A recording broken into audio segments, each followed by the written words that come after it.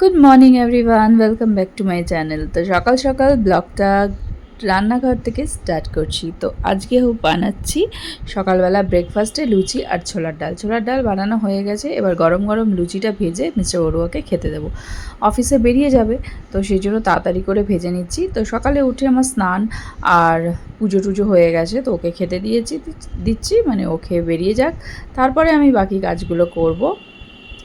তো এরকম গরম গরম ফুলকো ফুলকো লুচি আর ছোলার ডাল কার কার ভাল লাগে? আমার তো দারুণ লাগে।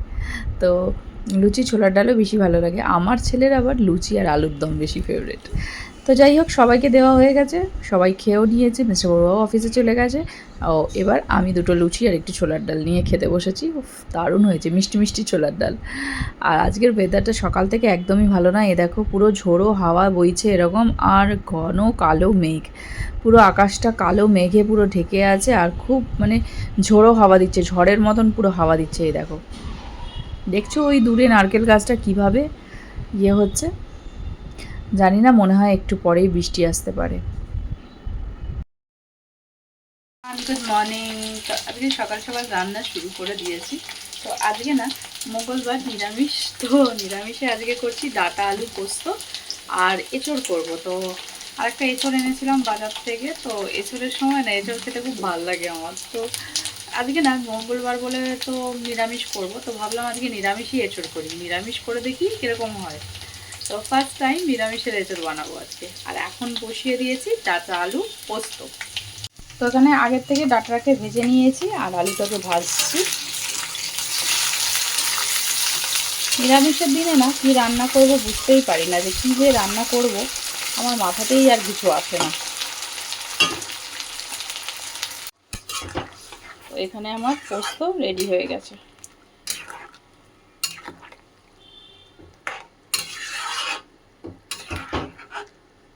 এখানে দিয়ে দিয়েছি, জলও দিয়ে দিয়েছি ডাঁটার সাথে।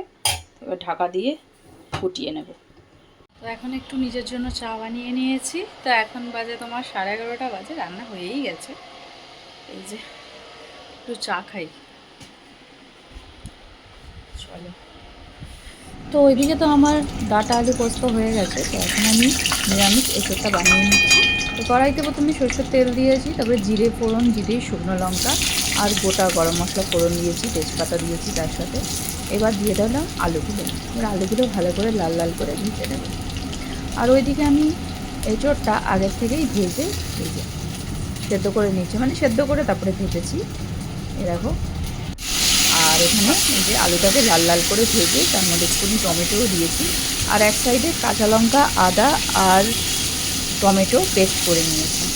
তো সব সময় চিংড়ি দিয়ে আর মানে করি এঁচড়। তো আজকে যেহেতু মঙ্গলবার, তো ভাবলাম যে এঁচড়টা থাকলে এমনিও শুকিয়ে যাচ্ছে, তো ভাবলাম যে চিংড়ি মাছ দিয়ে না করে আজকে নিরামিষে কী রান্না করব। আজকে নিরামিষে এঁচড়টাই রান্না করে দেখি কীরকম হয়। তো ফার্স্ট টাইম নিরামিষ এঁচড় রান্না করছি, জানি না কেমন হবে। মনে তো হচ্ছে ভালোই হবে। সব সময় যে পেঁয়াজ রসুন দিয়ে চিংড়ি মাছ দিয়ে করলেই যে ভালো হয় তা না।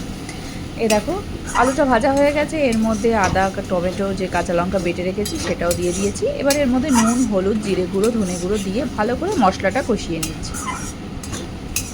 গন্ধটা কিন্তু দারুণ বেরিয়েছে। আদা আর কাঁচা লঙ্কার যে একটা গন্ধ আছে না, সেটা এত সুন্দর বেরিয়েছে কি বলবো। তো ভালো করে মশলাটা কষিয়ে নিয়ে এবার এঁচড়গুলো এর মধ্যে দিয়ে দিলাম, দিয়ে ভালো করে নাড়িয়ে নেব।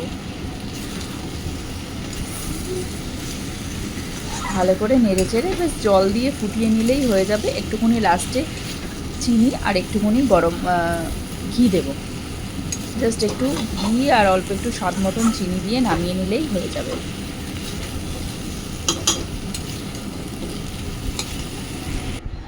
তো চলো, এখন বেজে গেছে 2টো। তো ওদের হানিও এসে গেছে স্কুল থেকে, তো ওর খাওয়া হয়ে গেছে। আমি এখানে নিয়ে বসে গেছি খেতে। এই যে, তো এই যে আর ডাঁটা আলু পোস্ত, এঁচড় আর একটু আমের আচার। দারুণ খাওয়া হলো। আর এঁচড়টা না নিরামিষ এত ভালো হয়েছে যে কি বলবো, নিরামিষও ভালোই হয়েছে। ফ্রিজে দই রেখেছিলাম, টক দই। আর এখানে একটু টক দই, চিনি দিয়ে আর বিট নুন দিয়ে খাবো, পেটটা একটু ঠান্ডা করার জন্য। বাইরে গরম সকালবেলা, বাবা। তো চলো আজকের মতন এখানেই দেখা হচ্ছে তোমাদের সাথে আবার একটা নতুন ভিডিওতে। ততক্ষণের জন্য টাটা, বাই বাই। আর ভিডিওটা ভালো লাগলে ঠান্ডা ঠান্ডা অবশ্যই টক একটা লাইক দই। করে দিও। Bye bye.